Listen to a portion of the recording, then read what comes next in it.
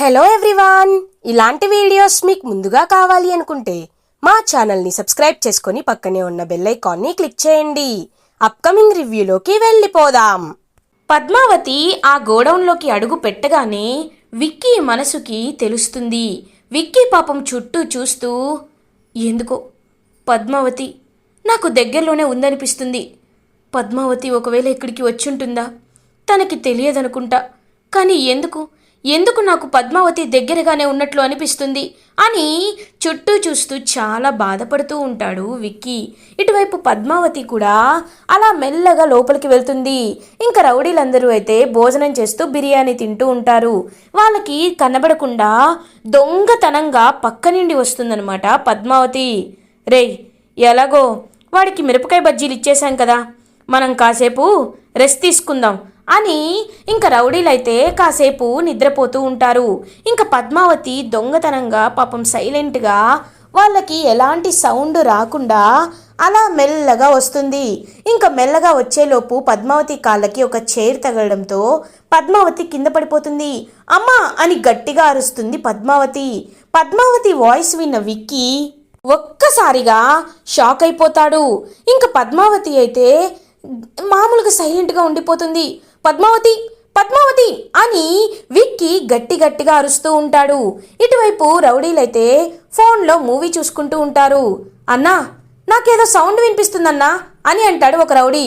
రేయ్, ఊరుకోరా, సినిమాలో హీరోయిన్ని పిలుస్తున్నాడు, ఆ సౌండే అయ్యుంటుంది, నువ్వు సినిమా చూడు అని రౌడీలు సినిమా చూసుకుంటూ ఉంటారు. ఇటువైపు విక్కీ పాపం పద్మావతి దగ్గరికి రావాలి అనుకుంటాడు.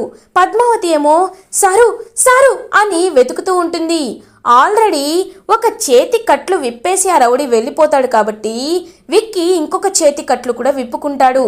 ఇంకా వెంటనే పరిగెత్తుకుంటూ వాల్ దగ్గరికి వెళ్తాడు. పద్మావతి అని అంటాడు విక్కీ. సారు నేను ఇక్కడే ఉన్నాను సారు, మీకు దగ్గరలోనే ఉన్నాను, మీరు కంగారు పడకండి సారు అని బాధపడుతూ ఉంటుంది. పద్మావతి, నాకు చూడాలనిపిస్తుంది పద్మావతి అని అంటాడు విక్కీ. ఇంకా వెంటనే పద్మావతి పైకి చూస్తుంది. అక్కడ ఒక చిన్న గ్రిల్ లాంటి కిటికీ లాంటిది ఉంటుందన్నమాట. ఇంకా విండోని చూస్తూ పద్మావతి, సారు ఇక్కడ ఒక కిటికీ ఉంది, నేను ఇక్కడి నుండి చూస్తాను, మీరు కూడా ఎక్కండి సారు అని ఇంకా దగ్గరలో ఉన్న టైర్స్ అవన్నీ అరేంజ్ చేసుకొని పద్మావతి పాపం పైకి ఎక్కుతుంది. విక్కీ కూడా తను అన్నీ అరేంజ్ చేసుకొని విక్కీ కూడా పైకి ఎక్కుతాడు. ఇద్దరు అలా కిటికీలో నుంచి ఒకరిని ఒకరు చూసుకుంటూ ఉంటారు. పాపం పద్మావతిని చూస్తూ చాలా ప్రేమగా అలా చాలా పశ్చాత్తాపడుతూ ఉంటాడు విక్కీ. ఇది ఇలా ఉండగా ఆ రౌడీలైతే బయటికి వస్తారు. దూరం నుంచి కుచలను చూసి ఆ రౌడీలు అబ్బాయి అనుకుంటారు. రేయ్, ఎవర్రా మీరు అని చెప్పి గట్టిగా పాపం కుచల వెంట పడుతూ ఉంటారు. కుచల, ఏయ్ నాకేం తెలీదు అని చెప్పి పరిగెత్తుకుంటూ అక్కడి నుండి వెళ్ళిపోతుంది. ఇంకా తనకి ఒక ఆటో దొరకగానే ఆ ఆటో ఎక్కి అక్కడి నుండి వెళ్ళిపోతుంది కుచల. అయ్యో, ఆ డ్యామేజ్ గర్ల్ని అక్కడే వదిలేశానే, తను ఎలా వస్తుందో ఏంటో, తన గురించి ఆలోచించకుండా ఈ రౌడీలు వెంట పడుతున్నారని వచ్చేశాను, ఇప్పుడు తను ఎలా బయటికి వస్తుందో ఏంటో అని ఆలోచిస్తూనే ఉంటుంది కుచల. ఇది ఇలా ఉండగా పద్మావతి విక్కీ వైపు చాలా ప్రేమగా చూస్తూ ఉంటుంది. సరు, మీరిక్కడ అని అంటుంది పద్మావతి.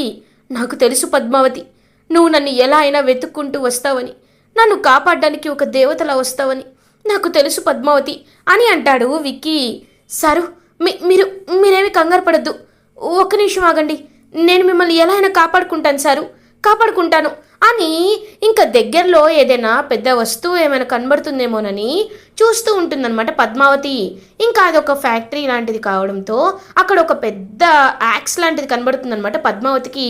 సరు, నాకు ఇక్కడ గొడ్డలు దొరికింది, మీరు దూరంగా ఉండండి అని ఆ గ్రిల్ని ఇంకా గొడ్డలితో గట్టిగా కొడుతూ ఉంటుంది పద్మావతి. ఇంకా విక్కీ అయితే పాపం ఆ విండోలో నుంచి బయటికి రావాలని ట్రై చేస్తూ ఉంటాడు. కానీ పద్మావతి మాత్రం పాపం చాలా ట్రై చేస్తూ ఉంటుంది. అలా పద్మావతి అయితే విక్కీ ఉన్న చోటుకైతే వెళ్ళిపోతుంది. ఇంకా అలా విండోలోండి దూకి ఇద్దరు బయటికి పరిగెడుతూ ఉంటారు. కానీ పాపం విక్కీ చాలా నీరసంగా ఉంటాడన్నమాట. తనకి కదలడానికి కూడా ఓపిక ఉండదు విక్కీకి. సరు, ఒక నిమిషం ఈ టాబ్లెట్లు వేసుకోండి సారు అని ఇంకా విక్కీకి అయితే పద్మావతి తన కోసం తెప్పించిన షుగర్ టాబ్లెట్లు అయితే ఇస్తుందన్నమాట పద్మావతి. ఇంకా విక్కీ ఆ టాబ్లెట్లు వేసుకున్నాక కాస్త కొంచెం ఎనర్జెటిక్గా ఫీల్ అవుతాడు. అదే టైంకి రౌడీలు విక్కీ దగ్గరికి వస్తారు. విక్కీని పద్మావతిని చూసి ఒక్కసారిగా రౌడీలు షాక్ అయిపోతారు. రేయ్ అని చెప్పి విక్కీ దగ్గరికి పరిగెడుతూ ఉంటారు రౌడీలు. ఇంకా పద్మావతి అయితే అక్కడ దగ్గరలో ఉన్న ఒక రాడ్ తీసుకొని రేయ్ ఎవర్రా మీరు అని చెప్పి ఆ రాడ్తో ముగ్గురిని టపా టపా టపా గట్టిగా కొడుతుంది పద్మావతి. పద్మావతి అలా కొట్టడంతో రౌడీలు కూడా ఏమి చేయలేకపోతారనమాట.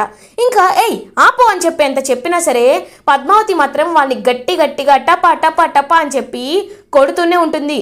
మీకు ఇలా కాదురా అని పక్కనే ఉన్న మిర్చి బజ్జీలు తీసుకుంటుంది. ఆ మిర్చి బజ్జీలు తీసుకొని ఆ మిరపకాయ ఏదైతే ఉంటుందో వాళ్ళకి బాగా కళ్ళల్లో పెట్టేసి అక్కడి నుండి విక్కీని తీసుకొని వచ్చేస్తుంది పద్మావతి. ఇంకా విక్కీ పద్మావతి అలా దూరంగా పారిపోతూ ఉంటారు. అదే టైంకి రౌడీలు కూడా ఒకరు బాగా తప్పించుకొని మురళికి కాల్ చేస్తారు. హలో బాస్ అని అంటారు. ఏమైందిరా అని అడుగుతాడు మురళి. బాస్ ఆడు తప్పించుకున్నాడు బాస్ అని చెప్తారు. ఒక్కసారిగా మురళి షాక్ అయిపోతాడు. రేయ్ ఏంట్రా నువ్వు అనేది అని అంటారు. అవును బాస్, ఎవరో ఒక అమ్మాయి వచ్చి తన్ని తప్పించి తీసుకువెళ్ళిపోయింది. తెలివిగా మమ్మల్ని బాగా కొట్టి మా కళ్ళల్లో మిరపకాయలు పెట్టి తను వెళ్ళిపోయింది బాస్ అని చెప్తాడు ఆ రౌడీ. ఛీ వెదవల్లారా, ఒక్క పనిచ్చినా సరిగ్గా చేత కదా మీకు? నేను చెప్తూనే ఉన్నాను, ఓ పద్మావతి చాలా తెలివైందిరా, దాన్ని మీరు జాగ్రత్తగా చూసుకోవాలని. కానీ నా మాట ఎప్పుడు లెక్క చేశారు? మీతో పెట్టుకుంటే ఇంతే, ఛీ అని కాల్ కట్ చేసి టెన్షన్గా అటు ఇటు తిరుగుతూ ఉంటాడు మురళి. వెనక్కి తిరిగి చూసేసరికి అరవింద కనబడుతుంది మురళికి. ఒక్కసారిగా మురళి షాక్ అయిపోతాడు. ఏంటండి, ఏ విషయంలో టెన్షన్ పడుతున్నారు అని అడుగుతుంది అరవింద. ఏం లేదు రానమ్మా, నేను ఇప్పుడే అర్జెంటుగా బయలుదేరాలి అని మురళి బయటికి వెళ్ళిపోతాడు. దూరం నుంచి ఇదంతా దివ్య గమనిస్తూనే ఉంటుంది. ఇంత టెన్షన్గా బావ బయటికి వెళ్తున్నాడంటే మళ్ళీ ఏ ప్రాబ్లం వచ్చిందో, ఆ పద్మావతి మళ్ళీ బావకి ఏ సమస్యను తీసుకువచ్చిందో, ఒకవేళ నిజం తెలిసిపోయిందా, తెలిసిపోతే ఎలా అని కంగారు పడుతూ ఉంటుంది దివ్య. ఇది ఇలా ఉండగా విక్కీ పద్మావతి పాపం చాలా దూరం పరిగెడతారు.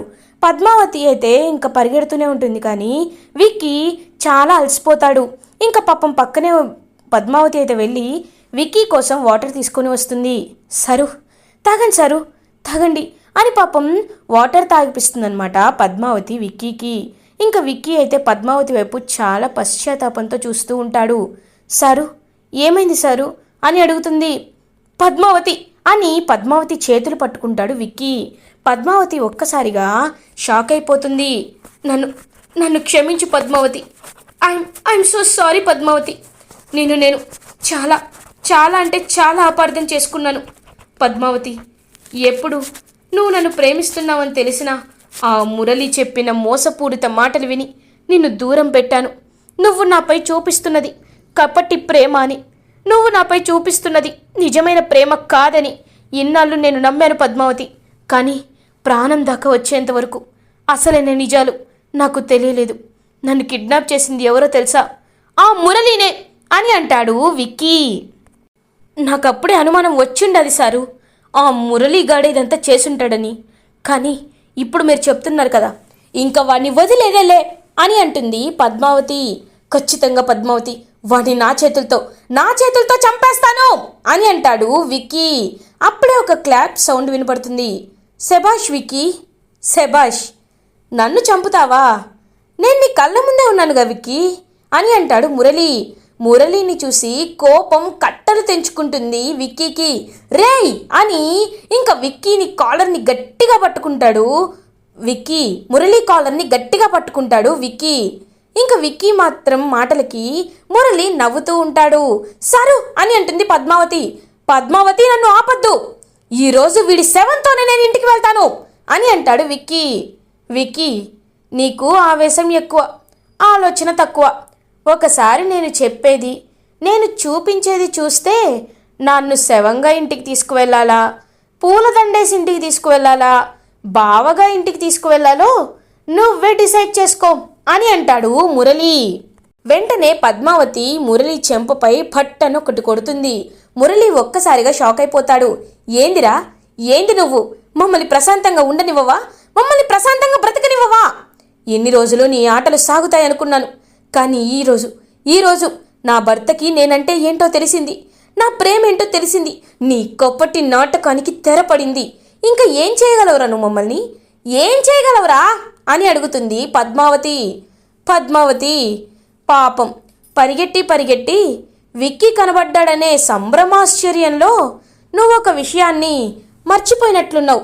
నీకేంటి, ఈ విక్కీ కూడా నా పక్కనే ఉన్నాడు కదా, ఇద్దరికీ కలిపే చూపిస్తాను చూడండి అని ఇంకా ఏదైతే లైక్ అబ్యూజివ్ వీడియో ఉంటుంది కదా దివ్యది ఆ వీడియో చూపిస్తాడనమాట మురళి విక్కీకి అండ్ పద్మావతికి. ఒక్కసారిగా విక్కీ షాక్ అయిపోతాడు. ఛీ, యూ రస్కిల్ అని అంటాడు విక్కీ. నువ్వు నన్ను ఎన్ని తిట్లు తిట్టినా ఈ వీడియో నా దగ్గర ఉంది, నా పెన్ డ్రైవ్లో సేఫ్గా దాచిపెట్టుకున్నాను. మీరు నా బండారం బయట పెట్టాలనుకుంటే నేను ఈ వీడియోని సోషల్ మీడియాలో పెడతాను. ఒక్కసారి ఈ వీడియో వైరల్ అయ్యిందంటే నీ చెల్లెలు, మీ నాన్నకి మాటిచ్చావు కదా నీ చెల్లెలు గురించి, నీ చెల్లెలి జీవితం నీ కళ్ళ ముందే సర్వనాశనం అయిపోతుంది. పాపం చచ్చి పైకి వెళ్ళిన మీ నాన్న ఆత్మ శాంతించకుండా కుమిలి ఏడుస్తూనే ఉంటాడు. నా కోసం ఇంత చేయడం అవసరమా విక్కీ, చెప్పు అని అంటాడు మురళి. ఇంక వెంటనే పాపం విక్కీ మురళి కాలర్ వదిలేస్తాడు.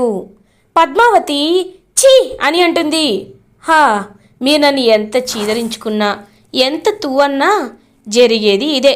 నా గురించి మీరు బయట పెడితే నేను ఈ వీడియోని బయట పెడతాను. కాబట్టి తేలు కొట్టిన దొంగలాగా నోరు మూసుకొని, ఏదో ఎయిర్పోర్ట్ నుండి తిరిగి వస్తున్నప్పుడు యాక్సిడెంట్ అయిందనో, జారి గోల్తలో పడ్డాను కాబట్టి నేను కట్లు కట్టించుకొని ఇంటికి వచ్చాను అని అబద్ధాలు చెప్పు. అంతేకాని నా జోలికి వచ్చి నా బండారమంతా నువ్వు మీ అక్క ముందు బయట పెట్టాలి అనుకుంటే జరిగేది ఇదే అని చెప్పి అక్కడి నుండి వెళ్ళిపోతాడు మురళి. ఒక్కసారిగా విక్కీ కుప్పకూలిపోతాడు. సరు అని అంటుంది పద్మావతి. వీడు దుర్మార్గుడని తెలుసు పద్మావతి, కానీ ఇంత దుర్మార్గుడని నాకు తెలియదు పద్మావతి అని బాధపడుతూ ఉంటాడు విక్కీ. సారు, నీచులెప్పుడు ఇలానే ఉంటారు సారు. మీరు ఇంకా వీటి గురించి ఆలోచించొద్దు. దేవుడు అనేవాడు ఉన్నాడు కదా, ఇవన్నీ చూస్తూ ఉన్నాడు కదా.